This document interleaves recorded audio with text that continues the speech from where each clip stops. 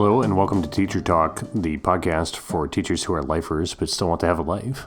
This is Jared, and as always, I'm joined by my partner, Johanna. Hey, Johanna. Hi, Jared. What are we going to talk about today? We are going to recap season 1 by going into, I don't know what to call it, the Googles, the internets, and I compiled all of the feedback that we got, all of the questions, all the emails, all the declarations of defiance. I mean, like, what do you mean the internet? Like people left email. Comments. Well, they didn't always do the email. Or comments. Okay. Yeah. Where did the comments go? I found some random comments on YouTube. Twitter had some. Did you put this on YouTube? Yes. Oh, okay. Yeah. But so it's connected to one of my YouTube channels. We're gonna do an email episode, basically. Yes. So most of this is email, but I will say we got some user feedback. Got it. Listener feedback. Thank you for your comments, for your shares, for your messages. Yes. All right. So we're going to dive into the top 3 categories that we got feedback on. And what were those 3 categories? Grading, the episode on how to stop the grading grind. The episode on getting rid of your teacher desk. That was a favorite. Those 2 were you're on one side or the other. You either think I'm crazy or you think I'm like... A wizard. Yes. And then... You're a crazy wizard? We've never done an episode on this. However, we're going to need to. But just a lot of questions from first-year teachers about all sorts of stuff. All right, got it. Okay. Let's take a look at the questions. All right. So, with your grading method, how do you give feedback? Yes, this was a big one. Okay, so basically, I'm giving it live. So, the episodes, just as a reminder... If you haven't listened to or you don't remember the grading episode, is you basically don't do grading like people think of it. You don't take a stack of paper home, never put values on them in red, no, and then present them back at a later day. Is all your grading is done during the classroom? Yes, yeah, it's done during my contract hours. Okay. I'm never taking work home. So how do you give feedback? Okay, so I give feedback live. So part of this is a combination of combining, it's already on the to-do list, by the way, for season 2. We need to talk more about this self-paced instruction that I do. But because the students are, they're still within a unit that's the same, but no one's stopping and starting at the same time. And so therefore... there's a natural couple minute lag created by learners. And so as they complete a task, they bring it to me. I then grade it at that moment while they're right there with me. I give them feedback. One of those feedback things at the secondary level is to say, are you comfortable with this scoring, or do you want to know what you could do to improve it? And sometimes they'll be like, yep, I'm comfortable, in which case I enter it right then into the grading program that my school district uses. I verbalize any feedback and they're out the door. It's done. It's probably, on average, it probably takes me 15 to 30 seconds. So probably the same amount of time most teachers spend on feedback, but it's not done at home and I don't have to write it out and then transfer to different things. It's just all right then. Okay. Feedback. We'll write it and we'll do it live. Yes. Looking the kids we won't in the write eye. it. We won't write it, and we'll do it live. Yeah. No. I just looking the kid in the eye and saying well, it looks like you're struggling with blah blah blah blah blah. Do you feel like you just need to go try again, or do you feel like you're missing instruction? Causes when kids know that that's how they're going to be evaluated is it's a one-on-one conversation with the teacher. The quality of work you get is amazing. And when a kid doesn't get something, it's because they genuinely don't get it. And then I have additional seating at my table and they sit down, and as I'm giving feedback to others, I'm giving them little pointers. I also use videos So. And I imagine, I mean, I don't really know, but I expect this in-person immediate feedback is more valuable than the most carefully crafted, thoughtful note that came back overnight. The next, I imagine that just plays in such a strong way. It gets results. I sometimes would get comments at the secondary level about why my grades were so high. And I'm like, look at the student work. Like, the work justifies the score that they are earning. There's nothing like no one turns in D quality work. And because the feedback's immediate? Yeah, because I have my grade book going and I realize like, this one student or these 3 students have yet not come up to me for feedback. I bet it's because they're stuck. Then I just know the next class time I call them VIPs. I pull them aside, they sit with me, and we figure out what's going wrong and fix it. And but don't get me wrong, I am busy during class. Like, if you came into my classroom, like, I'm working. Yeah. I'm working the whole time, but then that's only when I'm working. So. The next question is, how do you give grades? Did you cover that, or is that a separate category? No, that's basically it, is I'm giving the grade live. I use rubrics, even if it's like a multiple choice, which I don't like to give, but let's say I did. Even when I do, I use a rubric to justify what an A looks like, what that means for a kid. And I'm circling it and putting it in the grade book right then. For secondary students or for elementary students, I don't focus on grades. I just focus on the feedback because I think it causes them to grow better when there isn't a grade attached. Well, you don't really have grades anyway? Yeah, we do like standard grading for standardized grading. Okay, what's our next one? How do you keep stuff to hand back? I don't even really understand this question. I think what they're asking about is I got a lot of questions about like, well, when do you hand stuff back? Like right there, right? Yeah, I don't take it. You don't even take it. I don't take it. Taking stuff is what causes you to do work at home. The exception would be assessments. I often time my assessments, so I don't want a kid to be like, I'm done. I'm like, nope, this is how much time. You can sit and stare at the wall if you want, but there's no doing something else when you're done with your assessment. I want all of the time dedicated to the assessment. Those, then I craft it so the amount of time it takes me to grade a group of assessments is the same amount of time it takes a class to take their assessment. So like, yes. Oh, so you can stagger your classes then? So class 1 takes their assessment. During class 2, while they're taking their assessment, I am scoring, grading too, and then I don't do feedback on assessments because I think the real growth happens during the formative assessments. And so that's when I give feedback. And you're not, otherwise you have time to do this because you're not having to kind of run your classroom or teach during the assessment period. Right. And the formal assessments. And this is pretty common. I mean, this is nothing, what I'm describing now is nothing new to most teachers. But you have one period where you can't just roll it over. What do you do with that? I just squeeze it in like at the end of the day, or I happen to teach right now in a situation where the next day is this, like what I taught on Monday is the same as what I'm going to teach on Tuesday. So then on Tuesday during class 1, I'm scoring the Monday work. So. Okay. Yeah. Next category is my favorite. Oh yeah? The no desk. This was one of our top listened to podcasts. It's at least interesting. I think it's probably good. What? That podcast. Oh yeah? Yeah. Go and listen to it if you haven't. Oh, okay. Because it's like, you're like, no way. Or like, wow, of course. We got a lot of... we got some feedback that questions whether I'm actually teaching in a classroom. Yeah, we'll get to that one. First question is, where do you do your work?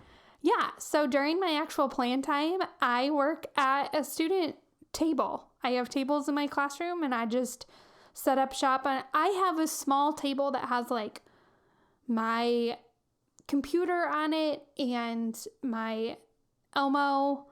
We talk about that in the episode.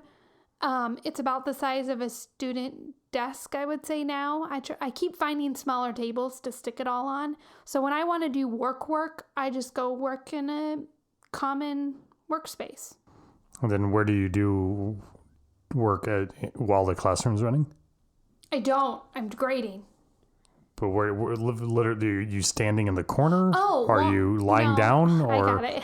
So when I'm getting feedback and giving feedback, I am at my VIP zone.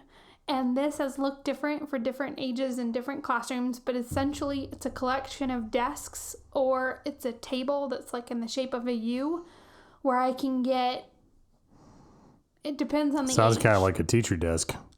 No, because there's no teacher stuff on it. Like, it is where I sit to work with kids. It's not, there's no computer, there's no, like, the teacher desk. So the teacher desk is a temporary teacher desk, basically.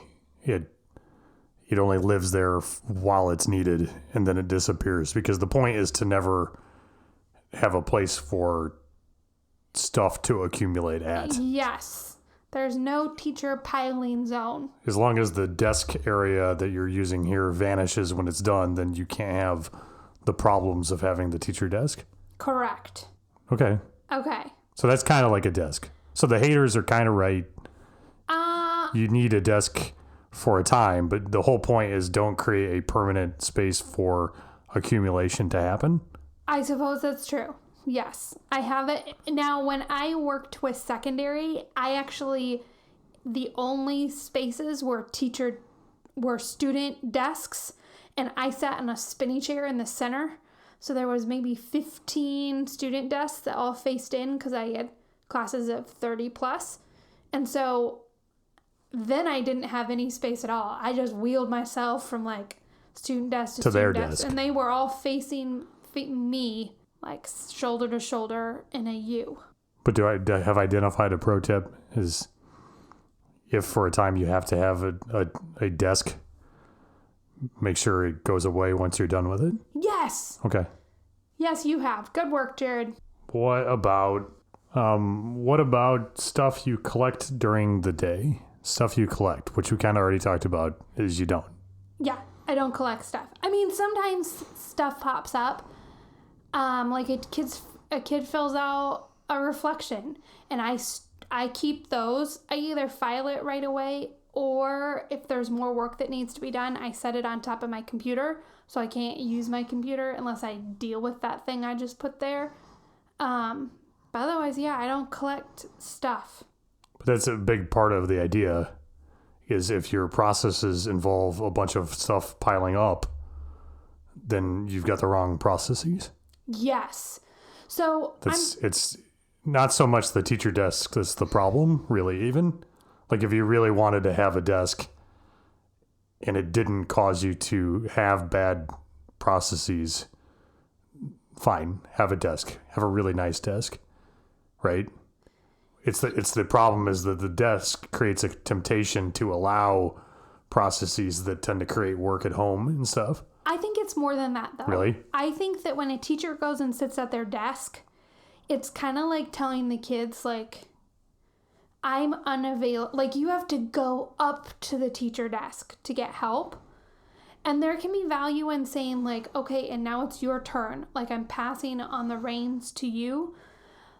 But I think it prevents more issues. And I have to give another shout out to Jackie T. She was the one that many years ago told me to get rid of my desk. And she was right. But I do think there's just a separation that occurs in between the teacher and the student when you go sit at your desk. And it takes up so much valuable real estate. Mm-hmm. Every square foot, it's like a convenience store. Every square foot needs to make money. Every square foot needs to increase learning, and the teacher desk does not need to be there. It should go to some, like, people will talk about how big my classroom looks at it. Like, they think my classroom looks big. No, it's because a teacher desk takes up like 8 feet by 8 feet by the time you allow room for That's your a good stuff and 15 something percent of your area. I don't have time. I don't have space for that. Every square foot creates education. Yes. I like it. Okay. This one's a little snarky. We got several. You clearly don't teach, which she does. Unless I've been conned very severely for a long time. Where does your teacher stuff go? And I think she was talking about grading, which we just covered. I'm not sure what the teaching stuff was. So write in and tell us what the teaching stuff is. But like staplers, they're all available for student access. Who actually needs a stapler? Like, I will say I have some purple pens, and those are my purple pens. But like I have just a little cup, I suppose, next to my computer. I don't know. It turns out all that stuff that's in your teacher drawers you don't need. I do have a filing cabinet. So, okay. Well, we talked about it on the teacher desk episode. Yeah. Stuff that needs to actually be secure, you can have a filing cabinet for. Yeah, and I have like a place to put my coat and my bag. Yeah. But so write in and tell us if that doesn't cover what you mean by teacher stuff. Write in and accuse us. Well, not us. I don't teach. Accuse her of not teaching again, so you get her attention, and then ask or to let us know what you mean by teacher stuff. If we didn't cover it, but make sure you say j'accuse. You're not a teacher. That's because the squeaky wheel gets the grease. It's okay. I mean, right? Any feedback is good. All right. Should we go to the next topic? Yeah. Which we, like you said, we haven't actually talked about yet. No, I have this on tap for season 2. Because your original idea of the podcast was for experienced teachers that you didn't want them to get burned out. Here are ways for you to make your teaching life more efficient, so that you can keep doing it for as long as you want to. Yes, I struggled with how much turnover is occurring in education, because all these bright, energetic souls go into teaching, and then 5 years later they are not there anymore because they have to spend so much of their time to do the job at the level that they want. It's exhausting. Yeah. To be a good teacher the way that it's sold to us is impossible, and unless you're willing to sacrifice your life. And so I wanted to create a podcast that was how to be a lifelong teacher and still have a life. And purposefully, it wasn't geared directly towards brand new teachers. Yeah, it's just, I'm glad they've been interested, because obviously they have the most to think about, right? So I'm honored. Based on the emails that we're getting, I would love to think that is a product we didn't realize was going to happen, but... So contract negotiations are underway. This is the last episode of season 1. My contract's up for renewal for season 2. But assuming there's no strike or lockout, help is coming. We're going to do first-year teacher stuff. Yeah, I think we should... I have a plan so that it's good for all people, but yeah. So do we want to just say help is coming and listen to future episodes, or do you have a couple things you want to talk? We had a couple of themes. So theme number 1 was, what do I do when? And then there tended to be a big paragraph. Okay. So I love that first year teachers are thinking about all the possibilities of what could happen. But that is really just a sign of anxiety. Mm-hmm. And so if we record season 2, episode 1, our first episode is going to be about how to handle teacher anxiety. Yeah. Yeah. Because I don't know how many years I've been teaching, but I still feel it. Like, yeah, it's anxious. It's a job that causes anxiety. Sure does. So we're going to jump into identifying whether you are really having a problem or whether you just have an anxiety issue. Okay. Okay. Next thing they asked about is, I look young. How do I manage that? Well, don't worry. That's so fun. Because it's gonna age you so fast. You won't have this problem for long. You know what? This was one of my top concerns as a new teacher, and I'd forgotten about it until I started going through all of her emails, and I was like, oh yeah, that was a big issue for me. Can I say it's not my podcast. I want to try anyway. Okay. So, if you're teaching high school, then maybe, but like to every other grade, you look like such an old person. Like they can't tell the difference between 23 and 40 when they're in middle school. Like you just look much older than them. No, 8th graders, I would say 7th and 8th graders get wise to whether you are... They can't tell the difference probably between 22, 23, and like 28. Okay. And then size matters. So I am very short. I like to think I'm 5'2", but I bet I'm closer to 5 foot. And so your advice is to new teachers is to put on some weight. No, like if you're a tall dude and 22, it won't matter. It won't matter. But if you're 22 and short like myself, I mean, I remember teachers asking me where my pass was. I had the lunch ladies like argue with me that thinking that I was lying to them about being a teacher. Didn't you have a staff badge, or did you not have badges then? I did, but that is how I had to be like, no, see, it's my like. Okay, so what's the advice then if you do have that small and young problem? Okay, because the problem is that you don't like get that like instinctual deferential respect. Yes. By being older or bigger. Correct. Which just makes it so much, it's just easier if you have that instinctive advantage to like run your classroom management. Yeah. So a lot of it is a little bit of fake it till you make it. You've got to watch how you hold your body. So my classes never treated me like I was young because I always presented myself as authoritative because I was a debater, and so I learned how to use like your body. Did you throw the fastball?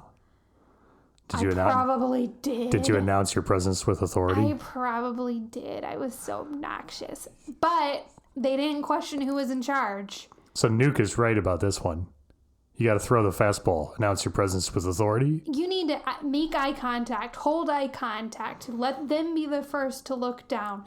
You need to act like you are in charge because you are actually the one in charge. Doesn't mean you need to be mean or condescending or rude. That's not what that means. It means that you're the boss.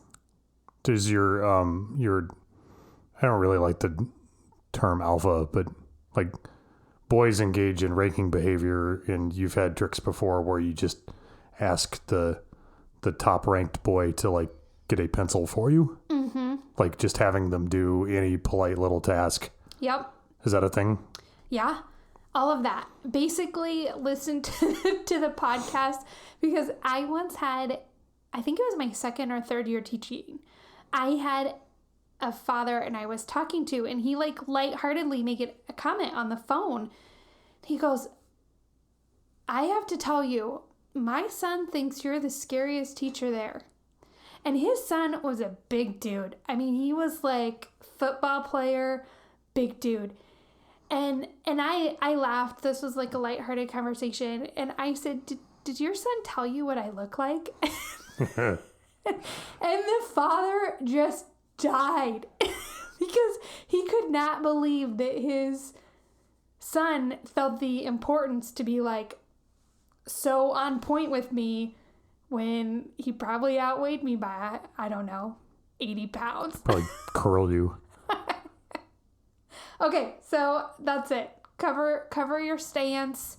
I mean, dress also makes a huge difference. It's annoying, but female young teachers will come to them if they physically look not like a student based on how they are dressed. Yeah, I have a pro tip for women. What's that? Are you excited? I'm not. I'm cringing, actually, and thinking, like, no, it's fine. I can delete. This works in business. I think it will work in education, too, is a jacket. Whatever. Cardigan. A cardigan is great. A cardigan looks like a suit jacket, like a blazer. Okay. Whatever your professional outfit is, if you throw a suit jacket on top of it, not like a pantsuit, that's too much. But whatever the rest of it is that you're wearing, if you just throw a jacket on, you just look way more business, way more professional. I'm glad you said that. I don't do a jacket because I'm not sitting at a desk. Like, I need to be able to get down on the ground and cross-legged. So, like, I use, like, call it like a fancy cardigan, and I just keep one at school. I think it accomplishes a similar, but no one's going to confuse you for a student if you have a jacket on. True. Except for a really dorky student, maybe. But I suppose. Yeah. I know. That's just my pro tip. I love that. You are the fashion guy. If we're talking clothing, it should not be me. Yeah. Okay, so, and the last one is, what if I have made a huge mistake? By going into teaching? Yeah. They're like, how do I know if teaching's right for me? Which is partly why we did that episode, is because I had gotten kind of paragraphs, but they all said basically the same thing. Or like, how do I know I should go into teaching? That kind of thing. So I queued it all up to, I'm scared. Sure. I mean, it's a little like performing a play. Like, you got the part, and opening night is coming, and what if I'm not the right person for the job? Yeah, I wonder, like, what other jobs is it like? Because, I mean, like, the actor thing doesn't even work, because it's really, the only difference between rehearsal and performance is nerves, right? Yes. Like, you're doing exactly the same thing. You just, in your head, you see that there's an audience there now, and it maybe changes the way you think about it. But really, that's just, the only difference is in your head. Teaching is different, though. Like, there is no simulation for actually having classroom management. Oh, yeah.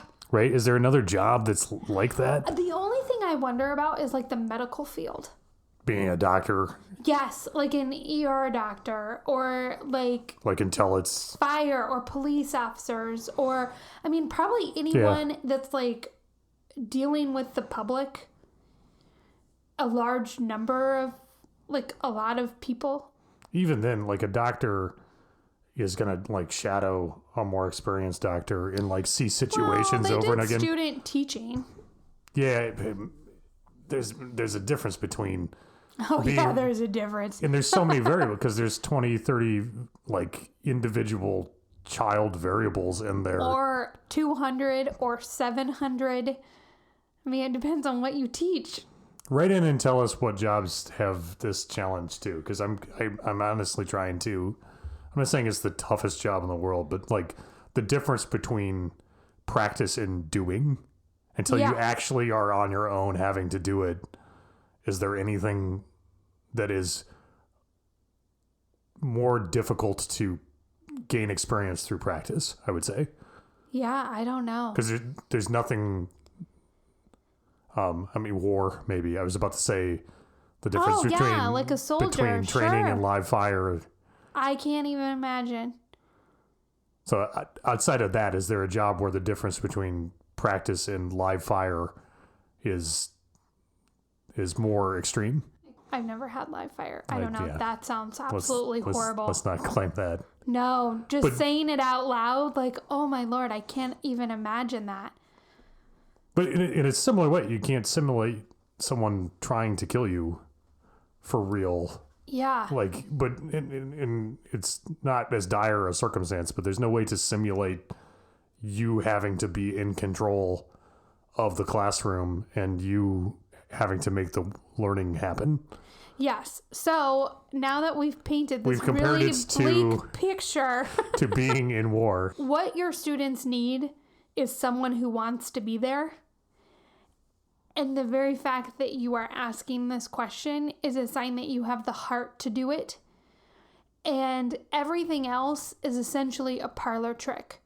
If you tend to be meek and mild, you can learn to be more authoritative. If you tend to jump to reactions and be too reactionary, then you can learn to think before you act. But in the content knowledge itself is so important, but yet that's kind of the easy part. It's really, if you wanted to go into teaching, then you are probably right for teaching. It's just a matter of learning the skills so that you want to keep doing it. Yeah. Yeah. And like plenty of people go to college, spend all of their money, get a degree, and then the degree doesn't help them do anything. So you at least got that. Yeah. And if you did decide that it wasn't right for you, then you still have a degree. That's true. And you're no worse off than those people. Probably you're better off. Correct. So like it's America. What's the worst that can happen? Bad credit? Wait, we actually have like over 40 countries that listen to us. Other countries, I don't know. Maybe, I don't know what happens if you bomb out of teaching. It's crazy. I like clicked on a button not knowing what I was looking at. And then all of a sudden I'm like, look at all these people. Anyway. You're probably tougher than us anyway if you're in another country. Or what I'm saying is true anyway.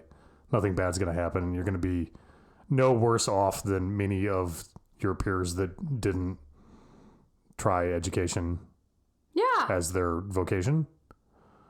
All right. That's kind of a negative way, but you're probably. But help is coming. Season 2. I have heard the call. We want more information if we are first year teachers or thinking about going into teaching, or we're like ready to get out of teaching. It seems like that's kind of our. But let's crystallize on your more positive message, which is that almost always that you chose it in the first place and then you got your degree and you went through the practicum and the student teaching and now find yourself in your classroom. The fact that you even considered wanting that in the first place means that you're the right person for it. Yes. Every once in a while, someone goes that far and it doesn't work out, but almost always the fact that you made it this far means that it's the right fit for you. Yes. As long as you want it. Yes. Yes. It's not that you're going to have all the answers or be perfect. That's never true for anyone in teaching. But very, very few teachers in your experience have wanted to be there but didn't belong there. Yes. Anyone that had an issue, it was simply a trick, a parlor trick. And once you taught that, then they were fine. All right. Yeah. Well, I don't want to recap the recap episode. This itself was a recap. If you want to recap, go back and play it at like 1.5 speed.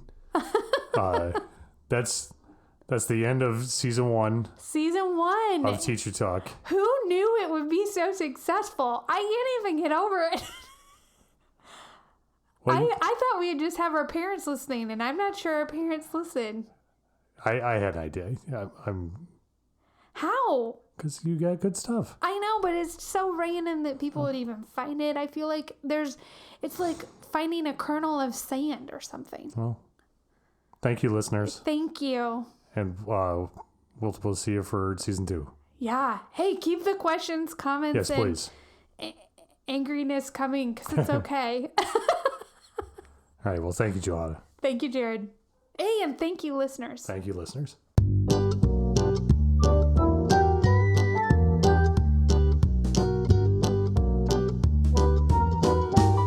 Johanna, do you get questions from listeners ever? Yes, we do. How do those listeners send you questions? They send us an email. Where does that email go? teachertalk4teachers@gmail.com. But wait, what kind of 4? How do I do 4? All of the 4s. They can do a number 4. They can write the word FOR, or they can do FOUR, even though that one doesn't quite make sense. Well, perfect. teachertalk4teachers@gmail.com. Yes. Thank you, Johanna. Thank you, Jared.